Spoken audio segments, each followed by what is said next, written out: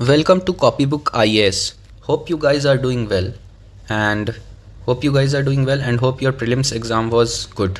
So in this video, this is related to the economy topic of the GS paper 3 economics, and in this video we'll look at FDI versus FPI versus FII, that is FDI foreign direct investment versus foreign portfolio investment versus foreign institutional investment. So now let's see what are these terms, and let's see some explanation about these terms. So let's start the video. So first we will look at what is foreign portfolio investment. So it is an investment by non-residents in Indian securities, including shares, government bonds, corporate bonds, convertible securities, infrastructure securities, etc. So as you know that our government issues bonds, and corporates also issues bonds, as well as government also issues securities in form of in many different types of securities. So the non-residents who are not residents of India can invest in these schemes, in these bonds and securities, and this is known as foreign portfolio investment. So now let's look at what is a foreign portfolio investor. So foreign portfolio investors are those foreign investors making an investment in Indian financial assets, including shares, bonds, debentures, etc. So as you can see, anyone who is not a resident of India and he's an foreign investor, and he's making an investment in Indian financial assets like shares or bonds or debentures, so in Indian financial market, so he is known as a foreign portfolio investor. Now foreign portfolio investment includes investment groups of foreign institutional investors, qualified foreign investors, and sub accounts, etc. So FPI, if we consider FPI, then both foreign institutional investors and qualified foreign investors can be counted, and other small investors come inside this group. So foreign institutional investors and qualified foreign investors are also and some other small investors are also, these all three are parts of the foreign portfolio investor only.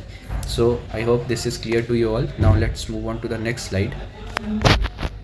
So as you see, as in foreign portfolio investor, there are many subcategories. So one of them was foreign institutional investor, as you can see in the previous slide. So now we will look at foreign institutional investors. So an important type of foreign portfolio investor is the foreign institutional investors, or FIIs. The FIIs comprise institutions like pension funds, mutual funds, insurance companies, etc. They are a part of the broad FPI category, and significance of the FIIs is that they are big investors, as they are institutions like mutual funds, insurance companies, etc. So in case of FIIs, these are institutions and they are big investors. So you have to remember these points. They are big investors and they are institutions like mutual funds, insurance companies, etc. So now let's move on to the next slide. So the significance of FIIs. Now the significance of foreign institutional investors is that they are big investors, as they are institutions like mutual funds, insurance companies, etc. And they don't make small investments. And FII's uniqueness is their size. They are big entities and are well regulated. FPI is the superset, as it includes FII also, as we saw in the previous slide. Now foreign institutional investments value will be quite high, as they are big entities. On the other hand, small investors and individuals under the QFI category cannot match foreign institutional investors in terms of the size of the investment, because they are qualified foreign investors and they are not institutions, so they cannot make such large investments in any field. Now let's look at the foreign direct investments, that is FDI. As the name suggests, it refers to investing directly in another country. For example, if an Indian also invests directly in another country like Australia or US or UK, then he will also be called a foreign direct investment or foreign direct investor in that country.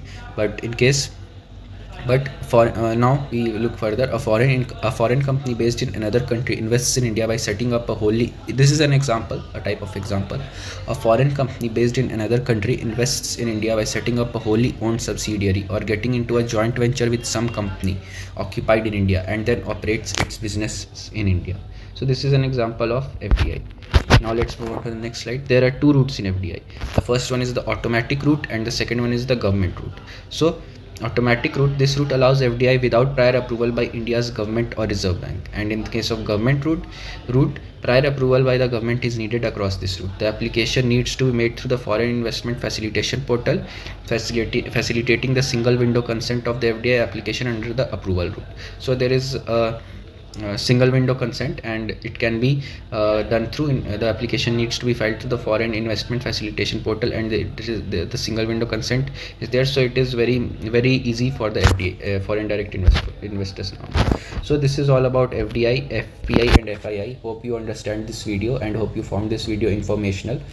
I will further in other videos give you the government schemes which promote make a video on government schemes through which Government of India promotes foreign direct investments in our country. Until then, we can I hope you found this video informational, and till then, goodbye.